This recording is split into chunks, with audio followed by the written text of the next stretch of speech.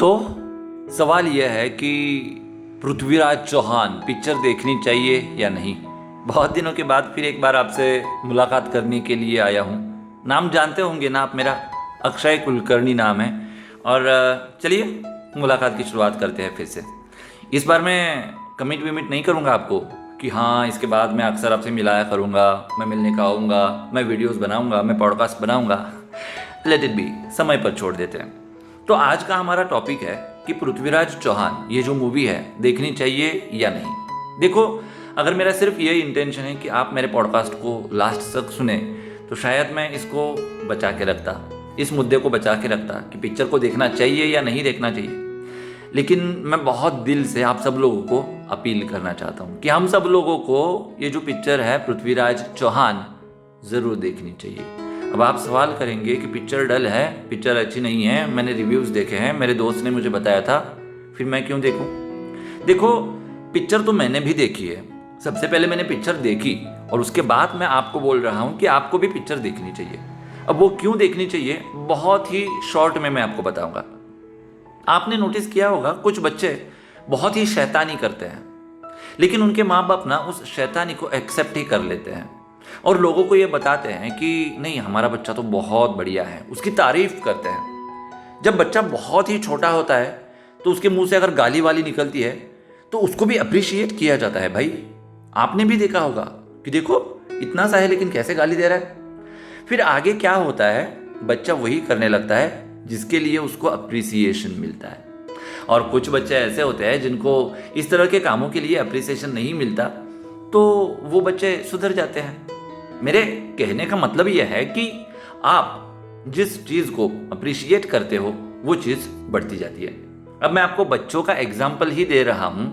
तो देखिए, आपकी बेटी या फिर आपके बेटे ने आपके लिए रोटी बनाई, चपाती बनाई। चपाती उतनी अच्छी नहीं हुई है, उसका जो शेप है वो सर्कल राउंड नहीं है, टेढ़ा मेढ़ा सा है। लेकिन फिर भी अगर आपने अभिमान से, प्राउड से उसका एक स्टेटस रखा कि पहली बार मेरे बेटे ने चपाती बनाई है, तो उसको भी बहुत अच्छा लगेगा, अगली बार वो कोशिश करेगा। लेकिन आप अगर उसे डांटेंगे कि क्या यार ये कैसी चपाती बनाई है, चपाती ऐसी होती है क्या, क्या कर रहा है तू, तुझे ये करने के लिए बताया था मैंने, तो जिंदगी में कभी चपाती ट्राई ही नहीं करेगा। हमारे देश में 2014 तक, जी हाँ जानबूझकर कह रहा हूं, 2014 तक इस तरह की फिल्में नहीं बनती थी बॉस। वैसे भी ये जो फिल्म है पृथ्वीराज चौहान, किसका प्रोडक्शन है जरा देखो तो इस प्रोडक्शन में इस टाइप की फिल्म बनना क्या ये तारीफ के काबिल नहीं है? और इसलिए इस चीज को अप्रिशिएट करना चाहिए। मैं भी मानता हूँ मूवी का फर्स्ट हाफ बहुत ही डल है, मैं भी मानता हूँ कि मुझे उनके इंटेंशन पर शक हो रहा है कि किस इंटेंशन के साथ उन्होंने फिल्म बनाई होगी। अब ना ऑफिस में बहुत सारे लोग होते हैं, ठीक है, उसमें से कोई एक एम्प्लॉय ना हर रोज लेट ही आता है, तो उसे बॉस कहते हैं ना मजाक में या फिर सरकेस्ट्रिकली, सर आइए सर, कैसे आपकी सेवा करूं, आइए सर बैठिए।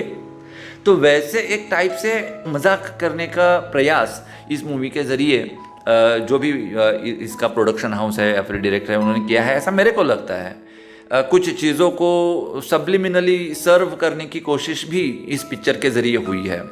लेकिन जो भी है, आप पहले जाकर पिक्चर देखिए। अगर आज आप ये पिक्चर नहीं देखेंगे ना तो आइंदा इस तरह की पिक्चर नहीं बनेगी।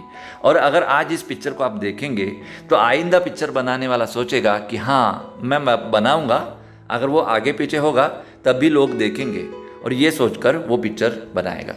अब मैं थोड़ा सा एक्चुअल पिक्चर की बात करता हूँ।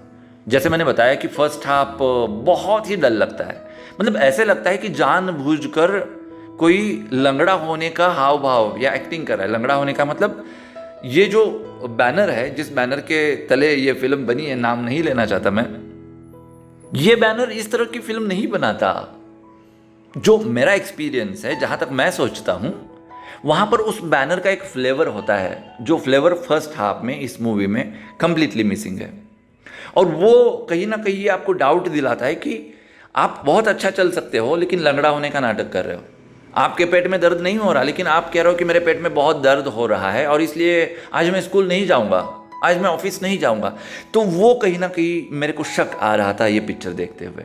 दूसरा, इस पिक्चर में जो फैक्ट्स दिखाए गए हैं उनके ऊपर अगर बात करी जाए तो क्या बुरा है।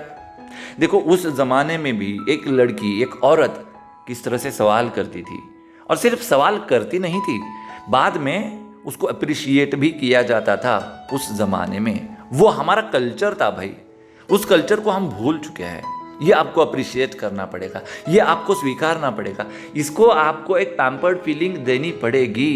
ये उस पिक्चर में दिखाया गया है। दूसरा, उस पिक्चर में जब हम देखते हैं कि जो पृथ्वीराज चौहान की वाइफ है, मिसेस है, महारानी है, वो एक तरह से प्रेम विवाह होता है पृथ्वीराज चौहान के साथ उनका, लेकिन वो जिस ढिठाई के साथ वहाँ आकर खड़ी होती है कि मैं भी गद्दी पर बैठूंगी या फिर मैं भी न्याय करूंगी, वो बाद में कंटिन्यू नहीं होता। बहुत लोगों का यह आर्ग्यूमेंट है कि उस टाइम पर अगर रानी ये डिसाइड करती कि नहीं मुझे लड़ना है, मैं लड़ूंगी उस मोहम्मद के साथ, तो शायद इतिहास अलग होता। लेकिन ऐसी बात नहीं है। उस जौहर के पीछे बहुत अलग अलग कहानियां हैं। आई स्वेयर, मतलब मैं आपको एक्सप्लेन नहीं कर सकता। ये जब भी जौहर का जिक्र भी आता है ना, मेरी रूह कांप उठती है, करंट सा दौड़ता है मेरे शरीर में और मैं ब्लैंक सा हो जाता हूं। क्या हुआ होगा इतने सारे लोग एक साथ अग्निकुंड में, ये इमेजिन करने से परे है। तब ये अफवाह थी या सच्चाई थी मुझे नहीं पता, लेकिन ये जो आक्रांता थे ना, ये सुंदर लड़कियों के जो उनकी जो कब्र होती थी उसको भी नहीं बख्शते थे। वहां से बाहर निकालकर फिर उनके ऊपर अत्याचार किया जाता था। इस टाइप का एक कल्चर था। तो ये एक प्रतीकात्मक दहन किया था कि मैं मौका भी नहीं दूंगी, मेरी तरफ तुम्हारी नज़र भी नहीं उठनी चाहिए, और इसलिए वो उस तरह से एक सरेंडर किया गया था। जौहर करना सही बात है, गलत है, महारानी ने सही किया, गलत किया, अलग विषय है। मैं उस परिप्रेक्ष्य में आज बात नहीं कर रहा, आज बात चल रही है पिक्चर की। तो उस पिक्चर में जिस तरह से एक सीन आता है जहाँ पर वो मोहम्मद कहता है कि मैं कैसे युद्ध लड़ूं, मेरे पास युद्ध लड़ने के लिए वजह नहीं है। ये लोग देखो, मैं जैसे एक ज़मीन का टुकड़ा समझता हूँ, उसको ये लोग अपनी माँ समझते हैं, मादरे वतन कहते हैं। हमारे लिए मात्र जो एक पत्थर है वो इनके लिए खुदा है। किस वजह से मैं इस युद्ध को लड़ूं, ये प्रश्न वो कहता है। ये डायलॉग्स मेरे को बहुत अच्छे लगे। मैं सरप्राइज्ड था कि इस तरह के डायलॉग्स इस पिक्चर में है। इस पिक्चर में मतलब जिस प्रोडक्शन हाउस का ये पिक्चर है ना, वो लेबल चिपका के मैं बोल रहा हूँ, तो वो मेरे को बहुत अच्छा लगा था।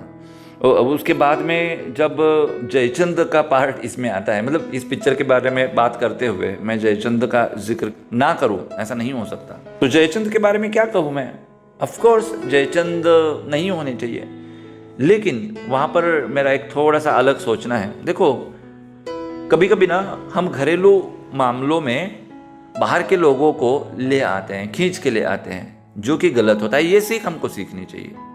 वैसे डिस्प्यूट्स हर जगह पर होते हैं, हर तरफ आपको डिस्प्यूट्स देखने को मिलेंगे, लेकिन उन डिस्प्यूट्स को हम खुद अगर सॉल्व करते हैं तो हमारा सर्वनाश नहीं हो सकता।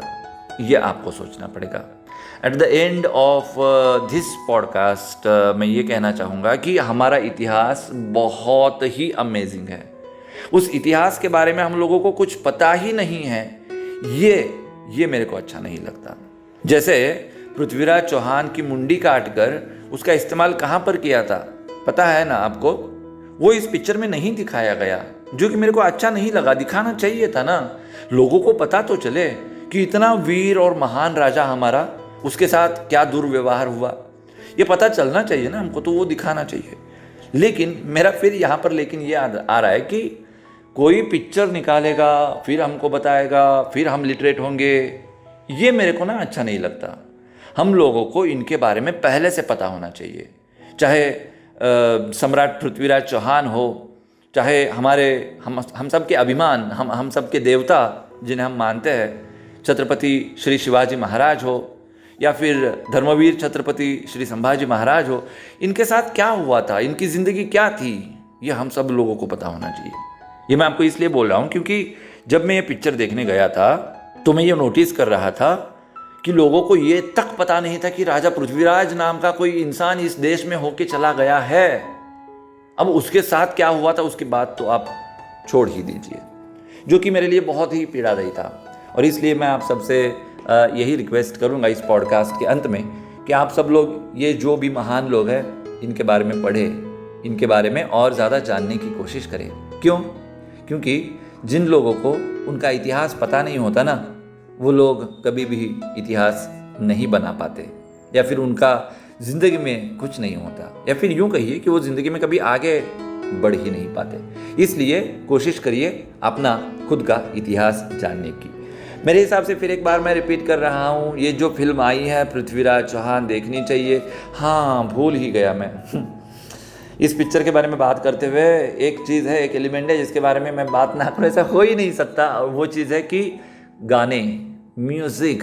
बाप रे, जब जौहर का सीन था, जौहर के सीन को और बहुत अच्छे से दिखाया जा सकता था। खैर, वो जो गाना है ना, योद्धा बन गई मैं, सॉरी यार, सिर्फ रोंगटे नहीं, आंखों में आंसू भी थे, और अभी भी आंखों में आंसू आ रहे कि योद्धा बन गई मैं।